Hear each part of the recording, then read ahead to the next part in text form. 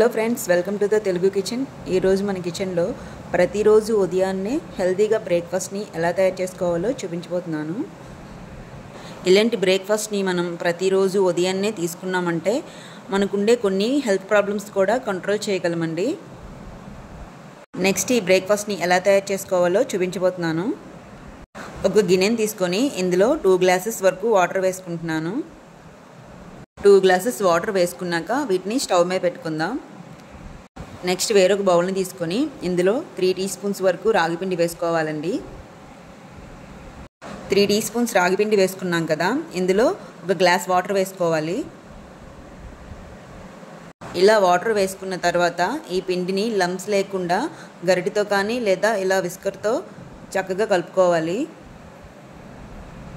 Next 2 గ్లాసుల వాటర్ని stove మీద పెట్టుకున్నాం కదా, ఈ వాటర్ కొంచెం హీట్ ఎక్కిన తర్వాత ఇందులో 4 పచ్చిమిరపకాయలని ఇలా స్ట్రైట్గా సగం వరకు కట్ చేసుకుని వేసుకోవాలండి. ఇలా పచ్చిమిరపకాయలని కట్ చేసుకుని వేసుకున్న తర్వాత ఇందులో టేస్ట్కి సరిపడా సాల్ట్ కూడా వేసుకోవాలి.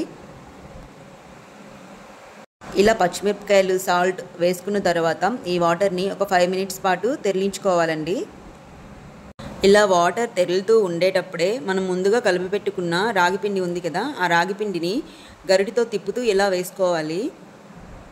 మనం ఈ రాగిపిండిని వాటర్లో వేసేటప్పుడు గరిటెతో కొంచెం స్పీడ్గా తిప్పుతూ వేసుకోవాలండి, ఎందుకంటే లంప్స్లా వచ్చేస్తుంది. అందుకనే కొంచెం గరిటెతో స్పీడ్గా తిప్పుతూ వేసుకోవాలి. చూడండి, ఇది ఇలా తెరలేటప్పుడే ఇందులో 1/2 నిమ్మకాయ చెక్క రసాన్ని వేసుకోవాలండి.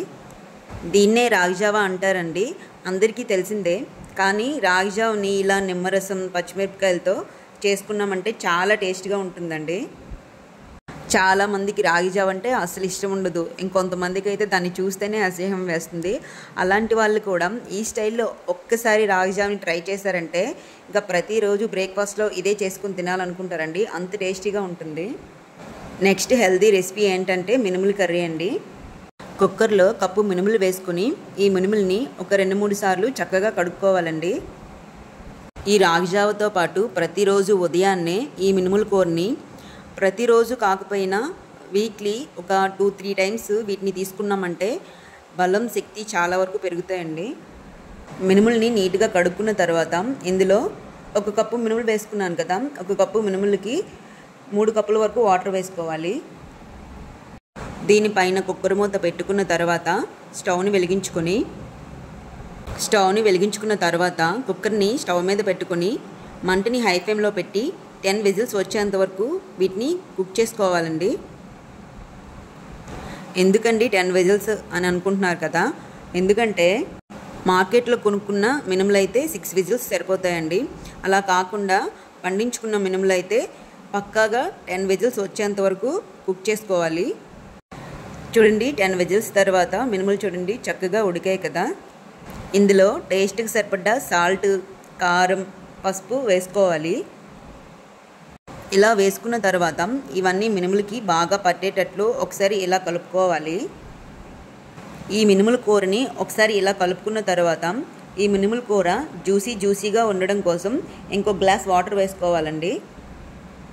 తర్వాత 2-3 పచ్చిమిరపకాయలని కట్ చేసి వేసుకోవాలి. వీటిని ఇలా కలుపుకున్న తర్వాత మంటని హై ఫ్లేమ్లో పెట్టి 5 నిమిషాలు ఉడికించుకోవాలండి. అప్పట్లో మన పూర్వీకులు అమ్మమ్మలు, నాన్నమ్మలు, తాతయ్యలు ఇలాంటి ఫుడ్డే తినేవాళ్ళు కదండి, అందుకనే వాళ్ళు చాలా బలంగా హెల్తీగా ఉన్నారు. ఈ హెల్తీ బ్రేక్ఫాస్ట్ని చిన్న పిల్లల నుండి ముసలి వాళ్ళ వరకు కూడా తినొచ్చండి. ఇందులో ఎలాంటి నెయ్యి కానీ ఆయిల్ కానీ ఏమీ యూజ్ చేయలేదు. తరువాత షుగర్, బీపీ, కొలెస్ట్రాల్ ఉన్నవాళ్ళు ప్రతిరోజు ఈ బ్రేక్ఫాస్ట్ని తీసుకున్నారంటే షుగర్, బీపీ, కొలెస్ట్రాల్ అనేది కంట్రోల్లో ఉంటుందండి. అలాగే షుగర్, బీపీ లేని వాళ్ళు కూడా ఈ హెల్తీ బ్రేక్ఫాస్ట్ని ప్రతిరోజు తిన్నారంటే వాళ్ళకి ఎప్పటికీ షుగర్, బీపీ అనేది రాదండి. హెల్తీ బ్రేక్ఫాస్ట్ రెసిపీ మీకు నచ్చినట్లయితే ప్లీజ్ లైక్ చేయండి, షేర్ చేయండి, సబ్స్క్రైబ్ చేయండి, పక్కనే ఉన్న బెల్ ఐకాన్ని క్లిక్ చేయండి. ఒక్కసారి మీరు ట్రై చేసి ఎలా వచ్చిందో ప్లీజ్ కామెంట్ చేయండి.